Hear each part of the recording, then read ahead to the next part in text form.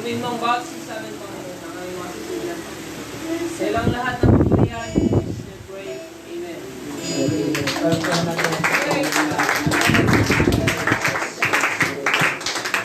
Please, mga kapatid, sabi sa Psalms 105 verse 8 to 10, "The Lord is gracious and full of compassion, slow to anger, and of great mercy. The Lord is good to all, and His tender mercies are over all His works.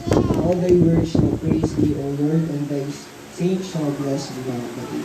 So isang Biblia naman ito, mga kapatid, ang inipas at nakakulit tayo sa araw na ito, mga kapatid, upang sambahin ang ating Panginoon.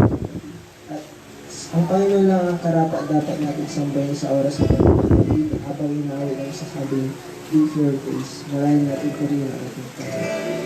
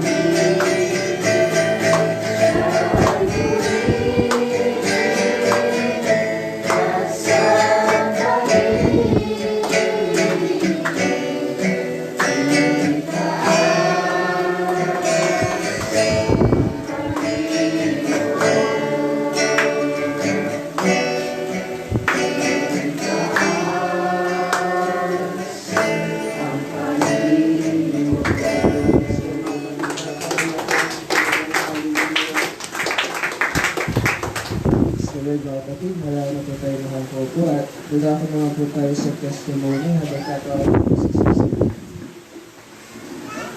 Praise God, hallelujah. Mapagpalang gabi sa inyo mga kapatid. Sino pong pinagpala ay pwede na po tumahid ang kapatid ng ating Panginoon.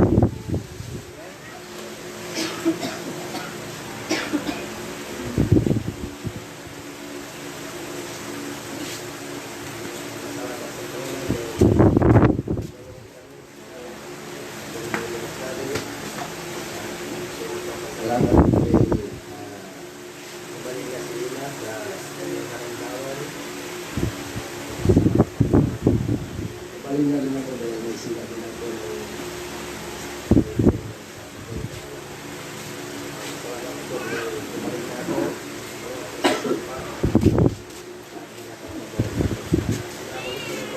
Kama sa ating Panginoon. Praise God, tuloy na kami dakila sa atin. God, so ako rin tapos na ang Panginoon sa patuloy na pag-iingat at alam mo niya, hallelujah, na po niya sa ating Panginoon. Marami na pag-iblahe ko po sa Organeta. Praise God, ay dalawa po ako na-encounter na nagkitan na po mga kapatid yung una, yung pauwi ako dito sa Pinoan. Medyo maayos pa yung takbo ko mga kapatid hanggang sa malapit na po kami dito sa subdivision ng pastor. Meron akong bicycle na ang takbo namin siguro nasa 50,000. Kapatid, yung pagdating po niya dito sa subdivision ng pastor na ang tao na gumawa sa kanya mga kapatid. So from 50 to biglang having stop mga kapatid. So nang di maganda po mga kapatid dahil nagsaling stop na po siya, bumito po siya sa kaliwa, hindi iwas po ako sa kanya na sa kaliwa. Kaya sobrang shock po po talagang inanap ko yung kaba ko po mga kapatid hanggang sa pag-uwi. Ang kaba po ako mga kapatid. So, salamat po ako sa ating Panginoon dahil nabangga. Yung kunti na lang ay nabangga po ako sa kanya. Yung ikalawa po mga kapatid, ang pag-duty po ako sa Organeta ay dito siya pa po mayroong isang motor team na palabas galing bukid mga kapatid.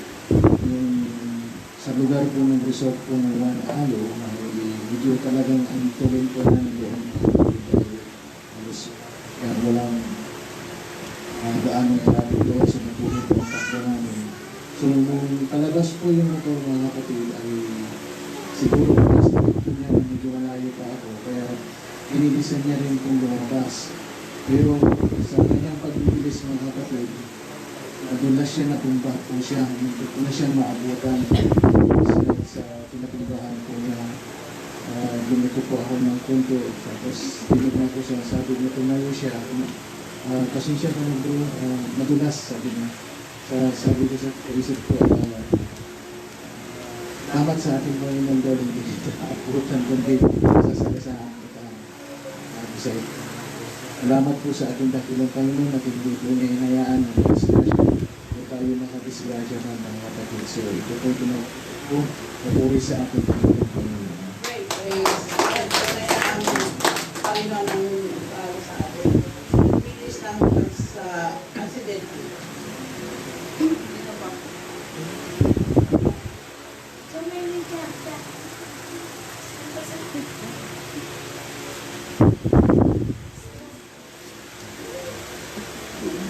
Okay po, salamat po ng Panginoon. Ayan, salamat ako sa Panginoon sa kabutihan niya. Tuloy na po sa atin, sa pag-support at pag-kailangan. Salamat ako sa mga nag-support sa atin. Pumunta tayo ng conference ng mga LA. Tunay nga po na tutuloy na yung kababayan ng Panginoon. So, binabalik kong papulit. Pasalamat sa Diyos. Nais ko yung magpasalamat sa ating Panginoon Jesus sa palakasan. Salamat sa Diyos dahil sa kalakasan din na ibibigay na sa akin dahil yung nakarang linggo cream sa kaluturo sa church. At saka sabi-sabi dito, naalis namin, pagdating ng mga bisita namin, sa part ng sa kay Ronnie naman, ay naku, hindi ko alam kung gagawin ko. Tapos may bata pa, graduation pa sa pero salamat sa akin kanya. Natapos na rin yung araw ng isang natapos na rin yung holy, nagsabi na nakakainis. Nakakainis ka. So, sabi ng aming president, babalik na ako sa September na magtuturo. God all the glory. Nice ko lang sabihin ko sa inyo mga kapatid. Naalala niyo si Kuya Rick? Yes. Almost isang buwan na siya may sakit. Dinalaw po namin siya noong Sunday. After service kami dala ni Janet kasi bunga po namin yun. Yan ang one body study namin po yun. So ngayon, pinunta namin siya sa may Tumbalikan, sa may digital ba yun, papasok pa. Hindi namin dalang bahay niya. So hinahanap pa namin Sister Virgie. Sabi ko, dasal ako, Lord, saan kaya ito? Ang dami. Akala ko pag ito mo, bahay na. Hindi mo pagkakali ko pang diretso. Wala akong bahay dyan sa loob. Sabi ko, Lord, i-guide mo kami dahil hindi ko alam kung saan ang bahay. So, tama-tama. May nag-guide din sa amin. Sabi niya, yan, palingin mo yung babae na yan. Alam ko yung babae. Alam ko yung Eric sa... Oo, ay, salamat. Saan ang bahay niya? Diyan lang po. Tama-tama lang. Dapat na lang pala natin. At hindi na kami punta doon. So, nung nakita natin, pasok dito sa bahay, nakawawag tsura niya. Naka-bigas sa kahit na kunyari, ano nangyari sa'yo? Pressure. Parang na-atake ata yung parang ato sa kawan niya. Una, hindi niya kami na, sabi niya. Pray ko siya, naramdaman ko presensya ng nagbuman niya. Nakilala kami ni Sister Janet. Sister, salamat, dinalaw niyo ako. Kaya minsan pag may time tayo, kasi awa at tsura niya. So, yung lugar niya, yun yung kwarto niya, ang bago. Doon na ano, doon na ata kumakain. Parang, kasi yung sugar niya, diabetic kasi yun, tsaka mataas ang cholesterol niya. Pag 17 niya na, pag wala nag-aasikaso, magiging ganon. So, hindi niya natatitig yung metformin niya, pinakain pares-pares para yung metformin. So, abong kinakausap, ano nangyari? Hindi ko maintindihan yung sinasabi ko. Sabi niya, nagkaroon daw siya ng stress kasi nung mga nakaraang buwan, siya nagbantay sa pinsan niya may sakit sa biliaclor. Parang yung kulang ata siya ng tulong, may stress, pero yung binantay niya pinsan niya patay na. Tapos, inanong ko, Kuya, kaya niya pa ba? Sabi ko gano'n. Kasi, tinignan ko yung mga pagkain niya. Hindi mo maintindihan, nakakaawa. Yung itsura niya talaga parang mangyak-yak. Nakita ko siya dahil, binata kasi yun eh. Mag-anak. Sabi ko, wala ka bang kamag-anak, Kuya? Meron, sabi niya pangalan dyan, pero hindi ko dyan. Napansin, laking alagaan. Kaya ang ginawa ko, pumunta ko doon sa kabilang bahay, may lalaki doon. Sabi ko, ano ba yan? Borders po kami. Sabi, ano nangyari? Sabi ko, Marias. Kasi akan parang na-support akan talaga. And then, pero hindi namin siya pinagtanggol. Hindi namin siya hindi pa pagpagkain. Pero sabi ko, ang dumi ng tirahan niya. Ano lang kayo ng pera para linisin nyo. Sabi ko, huwag na, kanina na maglinis. Sabi ko, galon. Sige, bahala na kayo. So, tagal din namin Sister halos isang oras para kausapin namin. Hindi talaga nakakaawa. Yung, di ba si Kuya Rick nandiyan, parang hindi, di ba? Iba. Magaling ko, hindi mo maintindihan yung pagsasalita niya. Kaya ipag-pray ko, hindi na tulong-tulong tayo manalaya na bumalik yung normal yung katayuan. Kasi faithful naman po siya. Tuesday, nandito, si Brother Peter, nandun din sa Bible study natin Sunday. Yun nga lang talaga yung kumabalik kayong parang hindi na alam na sinasabi niya. Kaya nung kahapon, pinuntahan ko na naman, naku, naging worse. Hinaharap ko siya sa side, wala, nandun na siya sa kwarto niya. bag ko. Ay, naku, bag mo ako sa looban. Pero naman, hindi siya. Ay, Lord, buti na hindi ko nakita yung kanyang private. Sabi ko, Kuya Rick, lumabas ka, mag-shop ka. Oh my God, gano'n. Kaya lang, amoy tae, amoy ihi, na yung kwarto niya. Sabi ko, Kuya Rick, lumabas ka, mag-usap tayo. Nung lumabas siya, yung kumot niya, tinali niya. Sabi ko, Kuya, bakit tayo mo mag-shop? Wala natin short. Sabi niya, Kuya, wala maglalaba. Hirap pala pag walang kang asawa. Wala mag-aalaga. Sabi ko, Kuya Rick naman. Sabi ko, akala mo naglinis sila, naglinis naman daw. Yung bed niya, pinaulanan. Kaya naman daw, hindi siya nagpatay. Mabaho pa rin. Nalulog na, kaya naku, kung pwede tulungan natin, linisin natin ito. Sabi ko, Kuya, ano ka ba naman? Sabi ko, gano'n. Diyan ka na ba tumatay? Diyan ka na umihihi? Hindi siya umihihi. Sabi ko, tulis mo yung bahay, yung kwarto mo. Sabi ko, minum ka ng gamot mo. Hindi pa. Sabi ko, gano'n. Sabi niya, pinag-pray ko na naman. So, pag pinag-pray natin siya, parang bumabalik yung kanyang memory. Kaya pag-pray na natin, pag-pray. Sabi ko, Kuya, lagaan mo sarili mo ha. Tandaan mo, mahal ka namin. Sabi ko sa kanya. Hindi nakilala ko yung kapatid niya, yung bunso niya. Maratis ko sa kanya. Kwento. So, importante pag-pray na lang natin. Kawawa naman. No? So, pag-pray ka, isama niya si Kuya Rick na maging normal yung sugar niya, yung blood pressure niya, at saka bumalik yung memory niya. Kasi pag nag-Alzheimer ka na po, hindi mo lang ginagawa mo. Tignan mo, nagkakain na siya sa loob. Hindi niya na alam yun. Alam niyo ba mo? Pero yun. So anyway, i-continue na natin panalangin. Samahan niyo ako sa panalangin nang sa ganun bumalik na rin yung katayuan niya. Tatay lang taon ka na.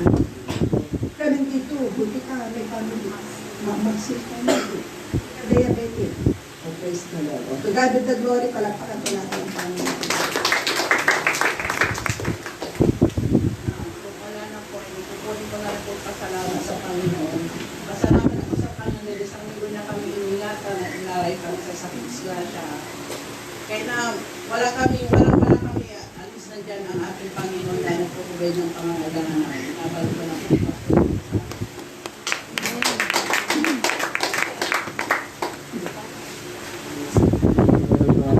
Pupunin ko rin po yung pagkakataon ng pasalamat sa ating Panginoon dahil sa isang taon na binigay ulit ng Panginoon sa akin dahil birthday ko po ng last Friday.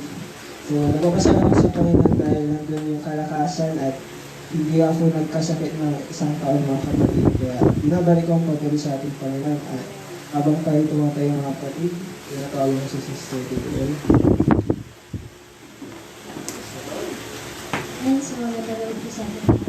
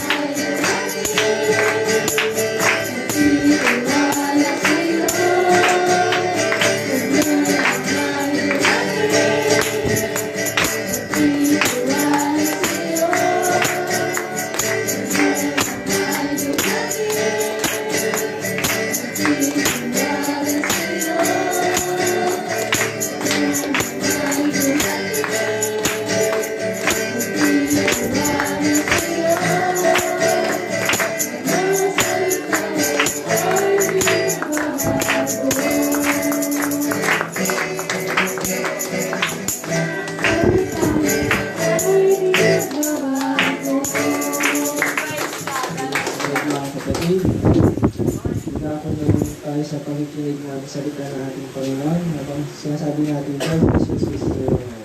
God bless you, Sister Ramel. Amen. Palapakan pa natin ang ating Panginoon. Amen. So, bago tayo mag-start, mag-pray na muna tayo. Hinihiling ko po kay Sister Virgie po na pangunahan po tayo sa ating. Praise God, hallelujah. Panginoon Jesus, muli po kami lumalapit sa iyo, Panginoon, O God, nakatayo na po ang mga ngaral po sa amin. Ilangin po namin, Panginoon, na punaan siya sa kanyang pagtuturo at higit sa lahat, Panginoon, O God, ihanda mo po, Panginoon, ang aming mga puso at isipan, Panginoon, na makinig ng iyong mga salita. Upang sa gabing ito, Panginoon, O God, ay mapuno ang aming sasidlan ng iyong mga salita, Panginoon, na siyang nagbibigay kalakasan namin, na nagbibigay paalala sa amin, Panginoon, O God. Kaya Lord, let your anointing upon Sister Ramela, Panginoon, O God, higit sa lahat, alibutan mo po kami ng libo-libong angel, Panginoon, sa oras na ito, Panginoon, O God.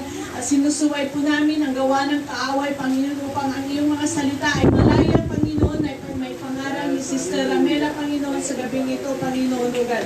Maraming salamat po, Panginoon. In Jesus' name we pray, Amen. Praise God. Kung manatili po tayong nakatayo mga kapatid, kung meron po kayong dalang Biblia or sa cellphone nyo po, makipagbuklat po kayo sa Mateo 27, versikulo 38 hanggang 40. So, sa Tagalog mga kapatid, at may dalawang magnanakaw na ipinako rin sa krus, isa sa gawing kanan at isa sa kaliwa. Kinukutya siya ng mga nagdaraan. Pailing-iling nilang sinasabi, "Di ba ikaw ang gigiba ng templo at muling magtatayo nito sa loob ng 3 araw? Iligtas mo ngayon ang iyong sarili kung ikaw nga ang anak ng Diyos. Bumaba ka sa krus." At dumako naman tayo sa Lucas 23, versikulo 30 hanggang 43. Tinuya rin siya ng isa sa mga salaring nakapako sa tabi niya. "Hindi ba ikaw ang Kristo? Iligtas mo ang iyong sarili at pati na rin kami." Ngunit pinagsabihan naman ito ng kanyang kasama, "Wala ka na bang takot sa Diyos? Ikaw ay paparusahan din tulad niya. Tama lang na tayo parusahan ng ganito dahil sa ating mga ginawa. Ngunit ang taong ito ay walang ginawang masama." At sinabi pa nito, "Jesus, alalahanin mo ako kapag naghahari ka na." Sumagot si Jesus, "Sinasabi ko sa iyo, isasama kita ngayon sa paraiso." So, malaya na po tayong makakaupo mga kapatid. Praise. So, ang ating pag-aaralan ngayon ay pinamagatang kong The Thief on the Cross. So, familiar naman sa atin yung storya ng pagkakapako ng ating Panginoong Jesus. So, si Jesus Christ, pinako po siya sa lugar ng Golgotha. So, ang Golgotha ay nagmula sa Latin word na calva, which means bald head or skull. So, tinawag itong Golgotha dahil ito ay isang skull-shaped na burol mga kapatid. So, nung ipinako ang ating Panginoong Jesus, hindi lang siya yung nandoon na ipinako. So, sa kanan niya, meron ding nakapako na magnanakaw. At sa kaliwa niya, meron ding mga nakapako. So, 3 sila mga kapatid. So, habang nakapako sila, maraming dumadaan. Maraming kinukutya ang ating Panginoon. Bakit siya nakapako dyan? Di ba anak siya ng Diyos? Bakit hindi niya iligtas yung sarili niya? So, ganun yung mga sinasabi ng mga tao. Umiiling sila, "Ay, yan ba yung Mesiyas nyo? Bakit nakapako siya?" So, yung isang magnanakaw mga kapatid, ganun din yung sinabi niya. Sabi niya, "Kung ikaw nga ang Mesiyas, iligtas mo ang iyong sarili at kami." So, mamamatay na siya. So, yun yung nasa isip niya. Kaya minsan mga kapatid, nagiging katulad natin yung isang kriminal mga kapatid na nakapako. Minsan gumagawa tayo ng kasalanan at sa paggawa natin ng kasalanan, nagbubunga ito mga kapatid. Napaparusahan tayo.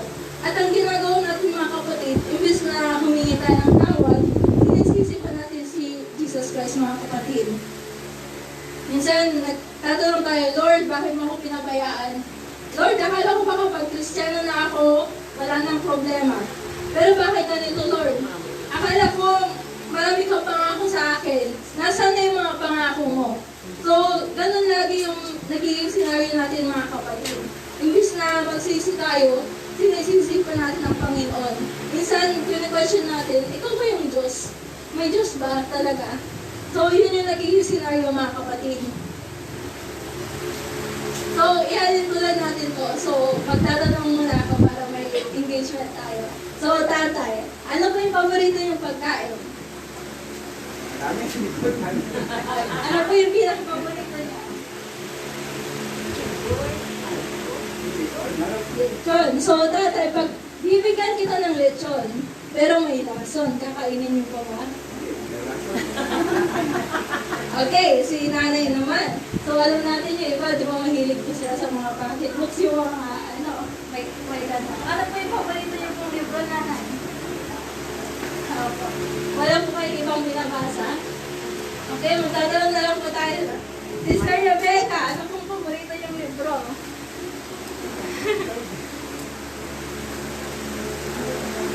Bukod sa Bible. Dan Brown. So, kapag bibigyan kita ng Dan Brown na libro, pero Spanish, mabasahin mo pa ba? Hindi na. So, marami tayong bagay sa buhay natin na gusto natin. Pero, hindi natin alam na hindi pala yung nakakabuti. Pero minsan sa buhay natin, kinikip pa rin natin yun. Kaya alam natin masama. So, bakit hindi natin i-let go yung mga bagay na yun? Kung in the end naman, yung mga bagay na yun ay makakasama sa atin. For example, hindi naman sa pag-ano, pero hindi naman lahat dito na lumaki na sa church. Minsan, yung iba, may ibang pinaniniwalaan. So, ay, dito na ako lumaki, dito na yung nakagisnanan ko. So, alam naman natin na hindi talaga yung totoong paniniwala mga kapatid. So, bakit hindi natin i-let go mga kapatid? Kung alam natin hindi yun makakabuti sa atin. Paano kung parang nag-stay tayo dun sa paniniwala ng mga kapatid, pero in the end, mapapahamak pala tayo mga kapatid. So, ganun lang yun mga kapatid. So, nais ng Diyos na tayo ay magpakumbaba mga kapatid. Humingi ng kapatawaran. The Lord is seeking for true repentance mga kapatid. At yung true repentance tayo mga kapatid, nakita niyo doon sa isang magnanakaw mga kapatid.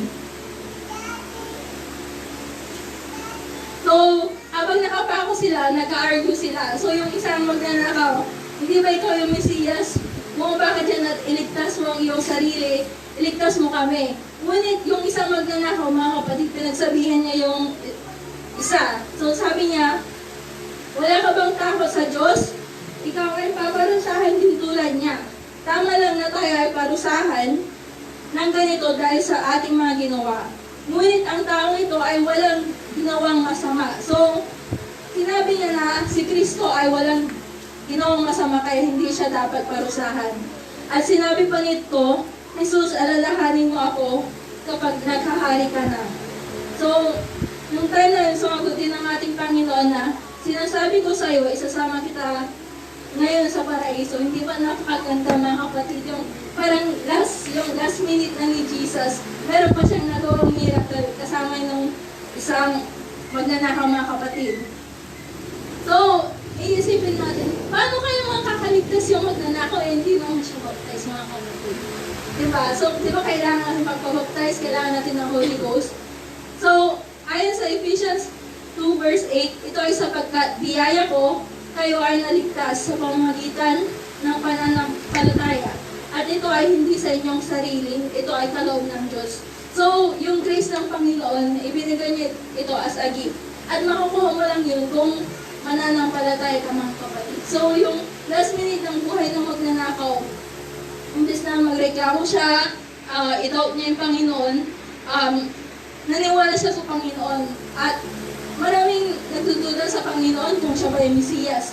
Ang ginawa nitong magnanakaw, kinilala niya ang Diyos bilang hari ng mga hari at naniniwala siya na siya ang Son of God. So, saved by grace through faith. At yun din yung nangyari sa magnanakaw, mga kapatid. So, ang Diyos hindi niya tayo tinitignan sa ating mga nagawa. Marami man tayong kasalanan, mga kapatid, hindi niya yung tinitignan, mga kapatid. Sa halip ay mahalaga ang pagsisisi at pananampalataya sa Kanya. Sa pamamagitan ng paghingi ng tawad at pagtitiwala sa Kanya, maaari tayong makaranas ng kaligtasan at kapatawaran. Hindi ko sinasabi, mga kapatid, na hindi na natin kailangan ng baptiso, mga kapatid, hindi na natin kailangan mag-sing ng Holy Ghost, mga kapatid. So, syempre, kailangan natin yan, mga kapatid, dahil sinabi sa Acts 2:38, na kailangan natin magpabautismo, mga kapatid.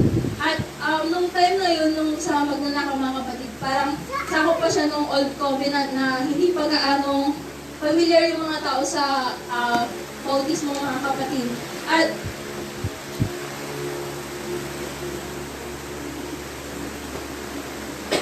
ayun, mga kapatid, yung pagkamatay ng ating Panginoon sa krus, hindi yun ibig sabihin na tapos na, mga kapatid. Ang pagkamatay ng Panginoon, yun lamang yung umpisa na ang kanyang grasya ay mag-spread sa ating lahat, mga kapatid. So, kung yung magnanakaw na yun, na-recognize niya si God in last minute, pinaniwalaan niya ang Panginoon in last minute, bakit kaya hindi natin gawin yun, mga kapatid? So, very short lang, mga kapatid. So, yun lang po, gusto ko lang sabihin sa inyo na may mga time na nanghingi na tayo, mga kapatid. Minsan, nilalayo natin yung sarili natin sa Diyos. Minsan, ganun din nararamdaman ko, mga kapatid. So, sabi ko, ano kayong tuturo ko? Hindi ko alam kung ano yung tuturo ko. Iniisip ko noon ng mga kapatid, ano kayong kailangan ng mga tao ngayon? Pero, naisip ko, parang, inano ko yung word na teaching, mga kapatid. Sabi ko, teaching. Ano yung susunod na letter sa teach? Sabi ko, diba teaching? Ang susunod ay. So, bago ko isipin yung kailangan ng mga magkikinig sa akin, sabi ko, ay, baka para sa akin itong ituturo ko, mga kapatid. Kasi may mga time na, may mga time na hindi na ako nakakatid minsan kasi ginagawa ko yung bahan namin. Pero, palagi ko po sinasabi sa mama ko, pag wala ko na yung bahay atin, na ako na Saturday, ganun po. So, naisip ko na kailangan ko din na magbalik loob sa Panginoon. At kung meron man nangangailangan sa atin na magbalik loob sa Panginoon, or in short, magpakalakas, huwag tayong mahiya dahil nais ng Diyos na maging totoo tayo sa Kanya at magsisi tayo sa kung ano mang nagawa natin kasalanan. Yun lang po.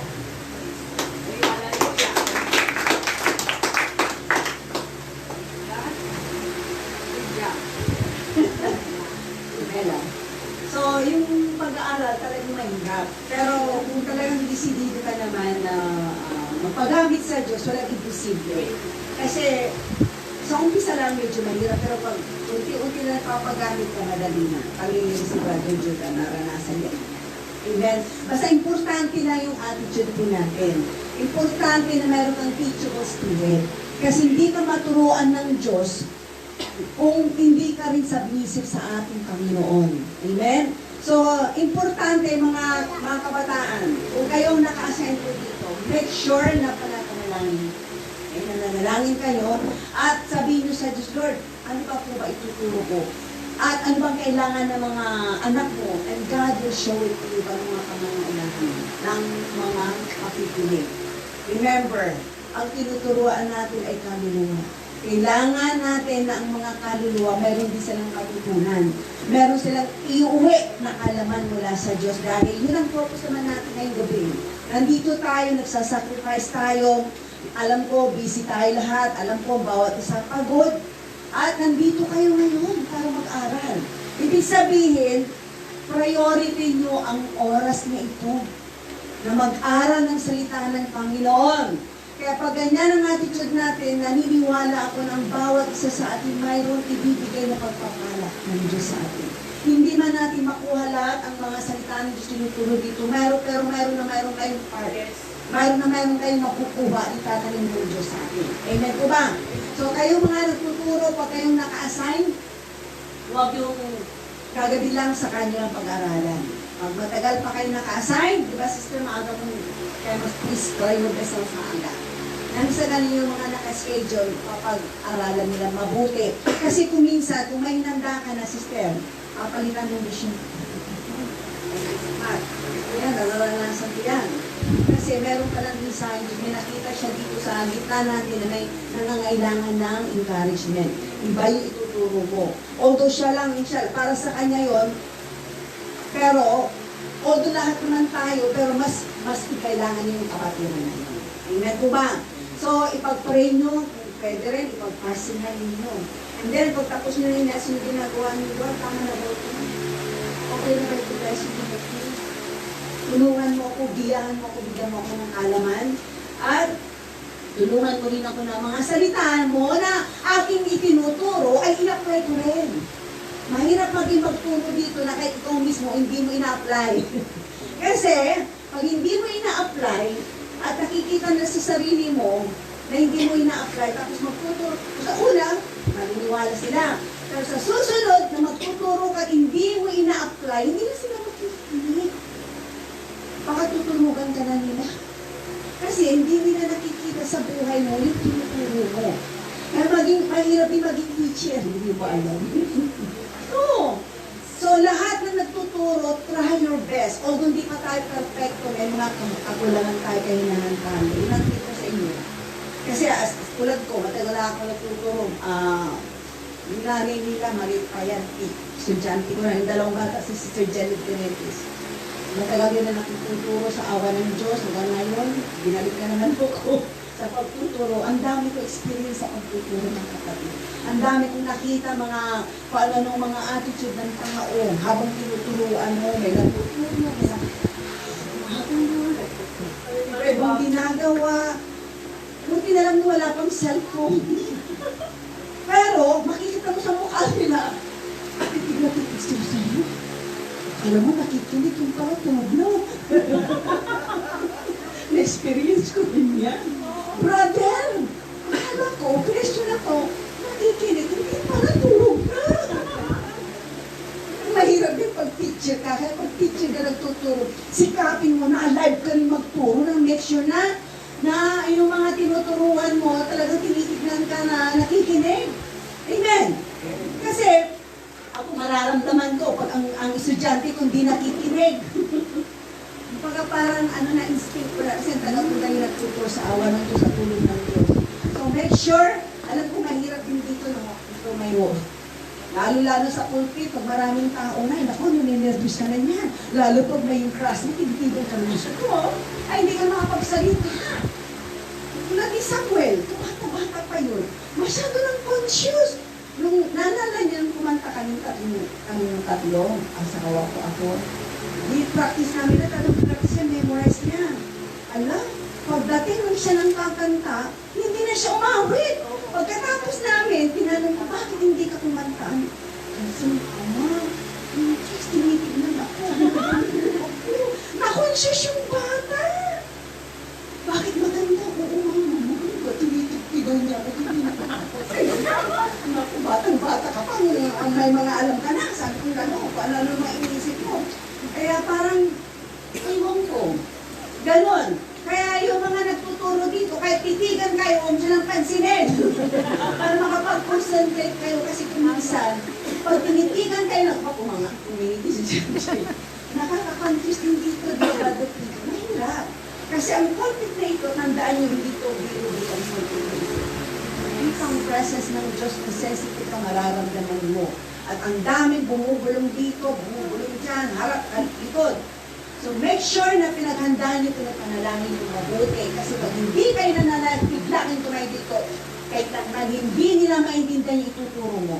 Maintindihan lang nila, pero hindi lumapak sa kanilang puso. Hindi mo yung word of God, hindi nila malamang. Kulang. Pero pag ikaw ay naghanda ng mabuti sa pagtuturo mo, sigurado, yung salita ng Diyos talagang tatalab sa puso, kaya hindi nila makakalimutan yun. Kahit simpleng salita.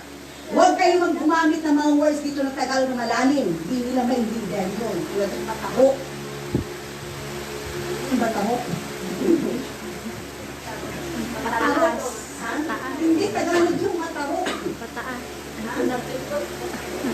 Hindi ko maintindihan din yun.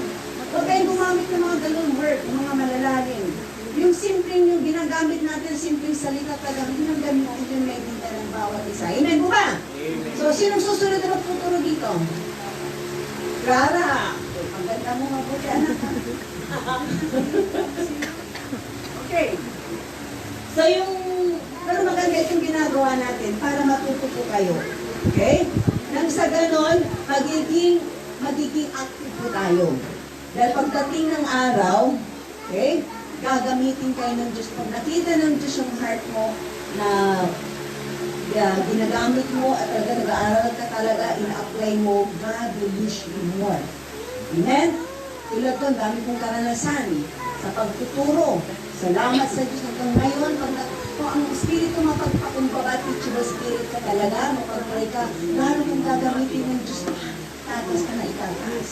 Hanggang maabot mo yung nais ng Diyos ipaabot sa'yo. Amen po ba? So yung salita ng ating Panginoon, maliwanag po ba ngayon? Amen. So yung ating kasalanan, tandaan ninyo, kung anong ginawa mong kasalanan, malit man ito o malaki kasalanan pa rin. Remember, kung anong ginawa mong kasalanan, there is a consequence. Ibig sabihin, pagbabayaran natin. Kaya mag-ingat po kayo. Amen? Sa mga salita ng Diyos na naririnig natin, marami na tayong naririnig, try your best na ikabuhay po natin. Huwag natin piliin yung kung ano lang gusto natin sundin. Hindi pwede. Kung ano narinig mo, alam naman ng Diyos kung anong kapasidad mo sa mga salita na tinatalim niya sa atin. Hindi ka naman niya bibigyan ng word of God, yung kanyang salita, na hindi naman applicable para sa'yo. Kasi kanya-kanya tayo kasi na pangangailangan.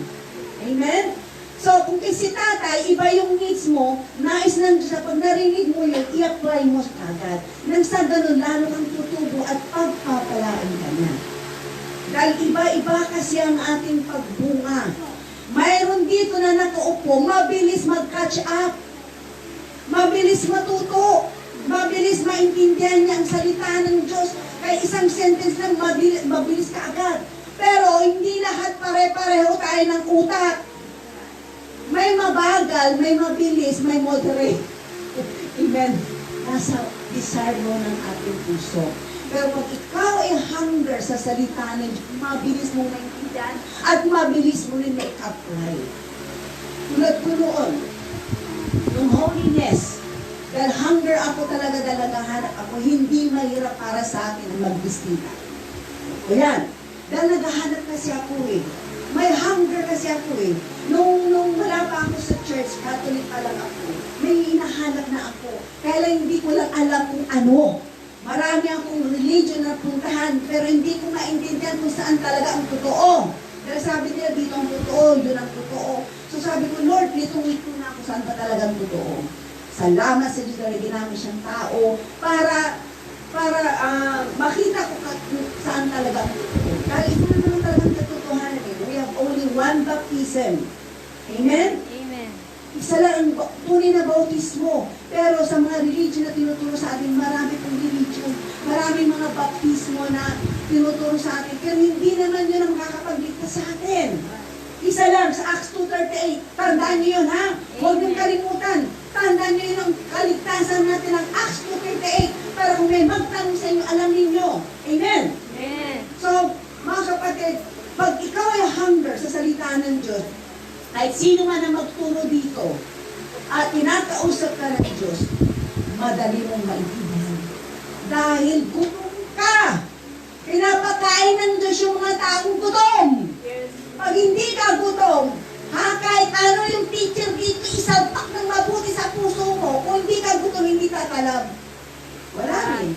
Nakupo ka lang dyan, hindi tumatalab ang salita ni Diyos. Because you're not hungry. Hindi mo kailangan kasi. Kaya kung sino magturo dito, bata man, matanda man dito, makinig tayo lahat ha. Dahil hindi natin alam, mayroon nais ang Panginoon na ibigay sa atin ng pagpapala. Hindi niyo ba alam na yung mga tinuturo dito, yun ang kasagutan ng mga panalangin niya na? Be sensitive. Amen po ba? So yung salita ng Diyos na naririnig natin, kung sino man magturo dito, try your best na i-apply at kung hindi nyo maintindihan, pag-muwi ka doon, ano pa ba yung transferring? At God will help you na maalala niyo ang mga salita ng ating Panginoon. Amen po ba? Pero pa natin ang Panginoon, siyang Panginoon. So yung tip of the cross na yan, mga kapatid, ang kagandahan, mayroong Diyos sa kanilang gitna. At siya ang nagbalanse. Hindi niya pinakinggan yung isang dito, ang pinakinggan niya yung dito. Yung paradise na sinasabi ng ating Panginoon dyan, dadalhin kita sa paradise, ibig sabihin sa libingan. Sinama niya doon sa kanyang paroroonan. Pero hindi natin alam kung sa langit yung napunta. Wala kang sinabi ng ating Panginoon. Pero ang importante, ang Diyos ang mismo na dadalhin kita sa paradise. Amen? At alam, confidential lalaki dahil ang kausap niya mismo ang Diyos. Silang dalawang nakakalam kung saan dinala ng Panginoon yung kanyang kausap doon. Amen? Pero sa atin mga kapatid, tandaan po natin, ang ating pag-asa ay wala ng iba ang Acts 2:28. Amen? Tayo dapat mabaptize sa pangalan ng ating Panginoon at makareceive ng Holy. Tandaan niyo mga kapatid, may mga nagpapabaptize na pag nagpabaptize, parang hindi tumubo. Dahil yung iba kasi, napilitan lang. Yung iba lumalabas. Hindi mo napapansin, ang dami na baptize. Hindi na nagpatuloy. Dahil hindi nila naintindihan kung ano yung baptismo. Kaya bago kayo magdala ng bisita, make sure na maintindihan nila kung ano ang baptismo. Kung anong purpose noon.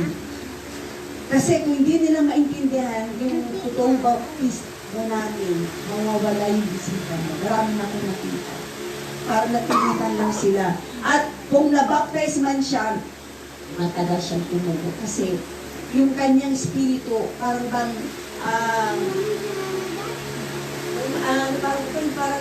umaayaw pa, hindi siya totally. Kasi ang total repentance kasi, ang makakagawa lang sa iyo.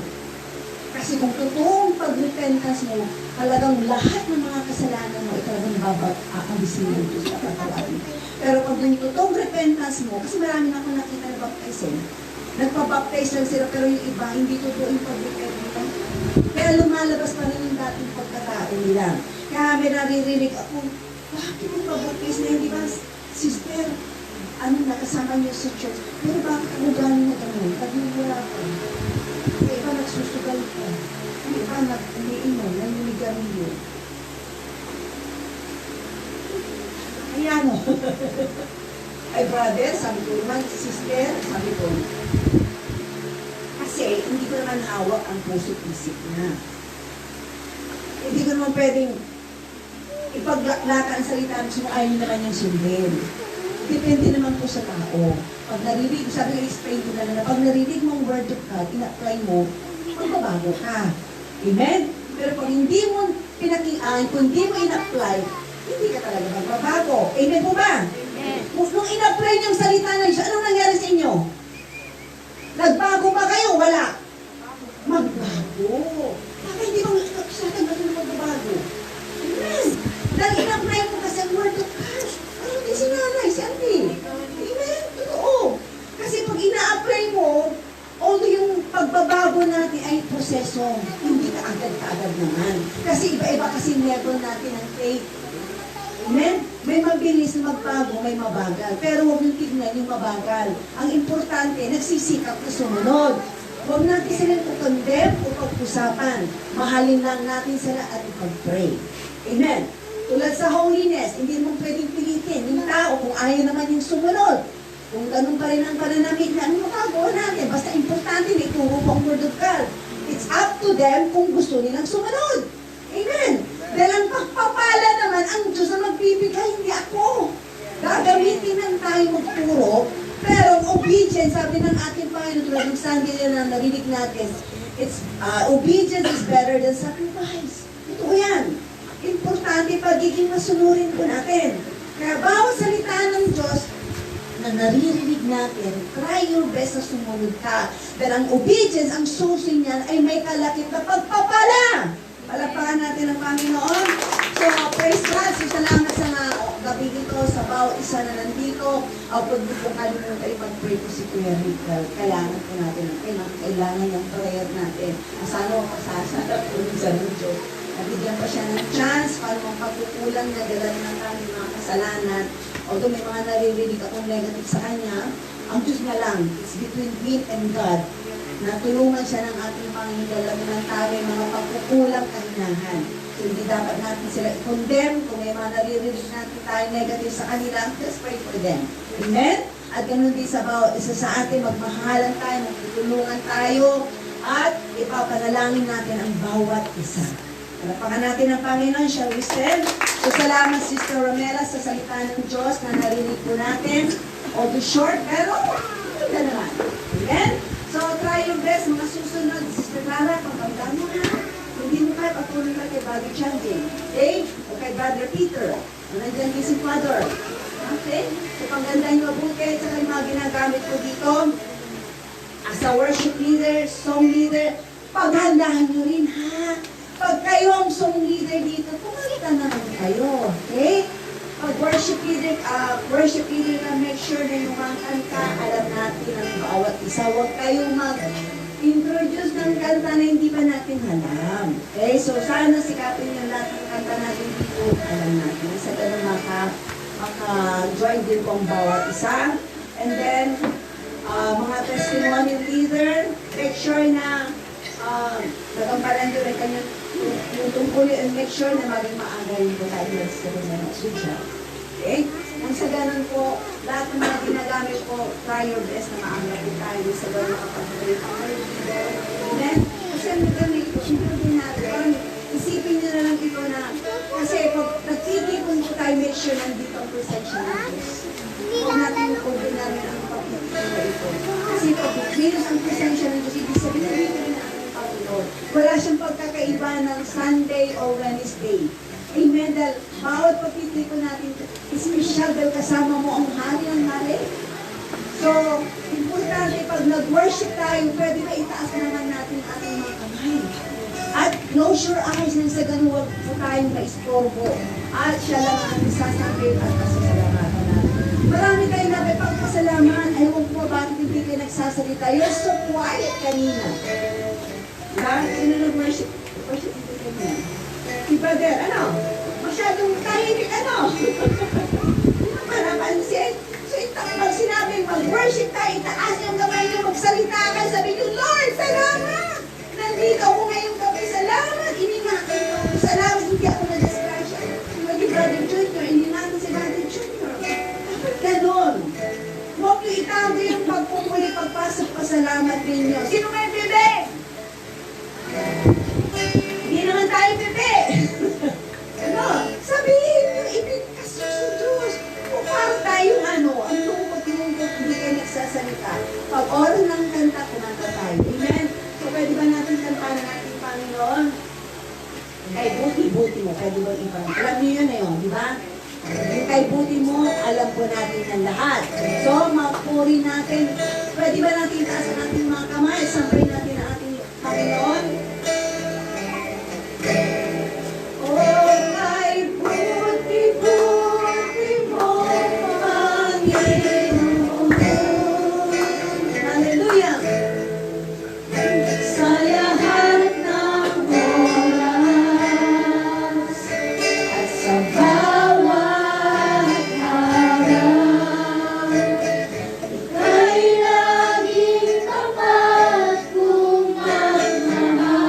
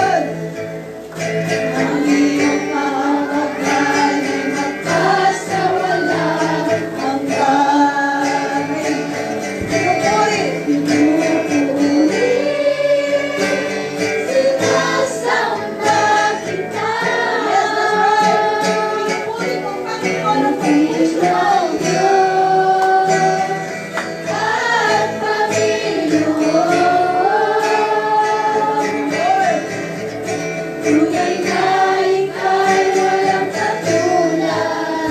Tunay na ika'y hindi nagbabago. Yes, that's right. Amin ay nagmamahal kita, Panginoon. Pinupuri, sinasamba kita. Dakilang Diyos at Panginoon.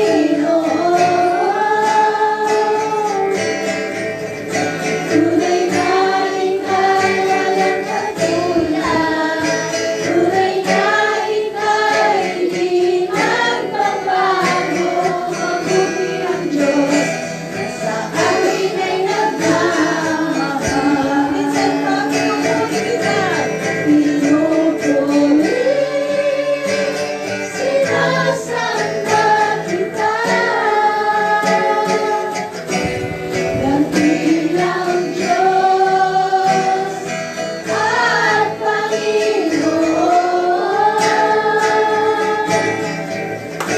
Tunay na ika'y walang katulad. Tunay na ika'y di nagbabago.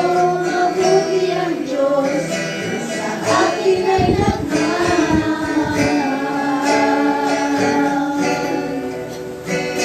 Mabuti ang Diyos na sa akin ay nagmamahal. Palakpakan natin ang Panginoong Diyos sa kanyang kabutihan. Amen. At sino mga kailangan ng panalangin? Wala? Pag-pray natin si Kuya Rick. Amen. So let's bow our head and let's pray together for Kuya Rick. Lord, maraming po salamat, Panginoon, sa kabutihan mo, sa presensya mo, Lord, sa gitna namin. Lord, dinadalangin po namin kapatid namin si Kuya Rick. Lord, alalahan mo po siya, napakasipag na umatin sa mga ganitong gawain, Bible study namin, Panginoon. Lord, we miss him, my God, that ilang buwan na rin po, almost month na rin po siya, hindi namin nakakasama. Dahil sa kalagayan niya ngayon, Lord, at napuntahan ko siya, Panginoon, nakakaawang kanyang kalagayan, Lord. Lord, ikaw lang ang makakapagtulong sa kanya, Panginoon. Ayusin mo ang buhay niya, ibalik mo ang normal niyang katawan. Ibalik mo, Panginoon, Lord, ang kanyang katinuan ng kaisipan. Huwag mo hayaan na maging grabe ang kanyang sitwasyon. Huwag mo hayaan naman na paligoy-ligo siya sa kalipang. Hindi na siya mag-away, Lord. I pray, my God, ang katinuan ng kaisipan. Kapayapaan ang tulog sa gabi na makatulog ko siya ng mapayapa, masarap na tulog at gigising siya, Panginoon, at dagdag-dagdag ng kalakasan mo. Lord, naniniwala ko, Panginoon, walang imposible sa iyo, Panginoon. Lord, nagkakaisa po ang bawat isa para kay Kuya Rick ngayong gabi, Lord. Nananalangin po kami nagkakaisa, Lord. Tinutulog namin sa iyong harapan. Dinkin mo aming panalangin para sa aming kapatid dito, Panginoon. Natulungan mo siya, Lord, na makakaisa sa sarili niya at makabalik mo rin siya. Nang sa ganun, makasama namin po siya sa mga Bible study pa namin muli, Lord. Dalangin mo, Panginoon, gawad mo ang kagalingan sa kanyang katawan. Ibalik mo, Panginoon, Lord, ang kanyang normal na resistensya ng kanyang katawan, Lord. I rebuke the weakness to come out of his body, my God. In Jesus' name, we already claimed the victory. Salamat. Sarili ko namin. Para namin, para sa kanya, Lord, na pagkakaisa namin, lalong anak mo, Panginoon, niya, hindi mo pababayaan. Thank you, Jesus. Hallelujah, hallelujah. At dalangin ko rin po, Panginoon, at turo po ngayong gabi, Sister Romelo, Panginoon, at tulungan mo siya, Panginoon, pagpalain mo kanyang buhay na lalo pang masigas, maging matapat sa kanyang paglilingkod. Use her mightily, my God, sa gawain mo, Panginoon, gamitin mo pa siya lang, i-bless mo rin pinansyal niya pangangailangan, sa lahat, kanyang spiritual na pangangailangan, Panginoon, maging matapat siya, maging pagpagamit siya lalo sa gawain mo, my God. Lord, I pray, my God, tulungan mo siya lagi na magkaroon siya ng katino ng kaisipan, kaalaman, at magandang kalusugan at kanyang family din ang mga pagpalain mo rin kanyang buong family at ganoon din, Panginoon, ang lahat ng ginamit mo, Panginoon, sa gabi ito, Lord, ikawad mo kalakasan, pinansyal, blessing, magandang kalusugan at pinasyon, at lalo pa silang pagpalain, Panginoon, at ganoon din, bawat isa nandito, Lord. I pray, my God, ikawad mo rin, Lord, ang kaalaman na naririnig po nila, Panginoon, ma-apply po nila sa araw-araw nilang buhay. I-guide mo sila, Panginoon, protection mo sila, ilahay mo sa mga disgrasya, at pabalikin mo na uli sa lalo pa sila, Panginoon, sa mga gawain nito, Lord. increase their wisdom, my God, at sa mga tumugtog, pagpalain mo rin mga tumugtog, Panginoon. Gawain mo ito, Lord, patuloy sa ring lahat ng bantayan, pagpalain ng magandang kalusugan, spiritual ng pangangailangan. At ganun din po, Panginoon, ang bahay nito na patuloy ng papagamit sa gawain mo, Lord. I-bless mo yung family, Strada, Lord.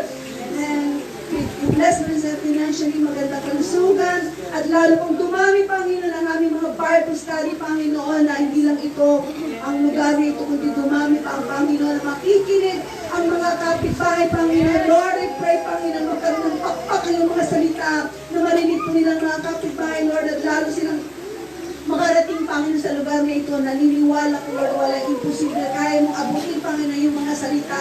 Lord, dagdagan mo pa ng mga kaluluwa makikinig ng salita mo sa lugar na ito, Panginoon.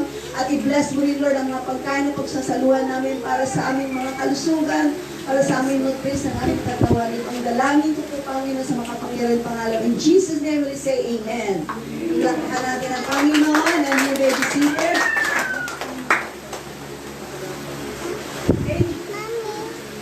May nag-birthday, so kantahan natin. Right? Brother Jasper, halika dito, anak. Lord, tuwagin niya, ano masasabi niyo? Ilang taon ka na? 18. Wow. So, happy birthday and then congratulations at kaninong bata nito. Nagmana ata sa tatay.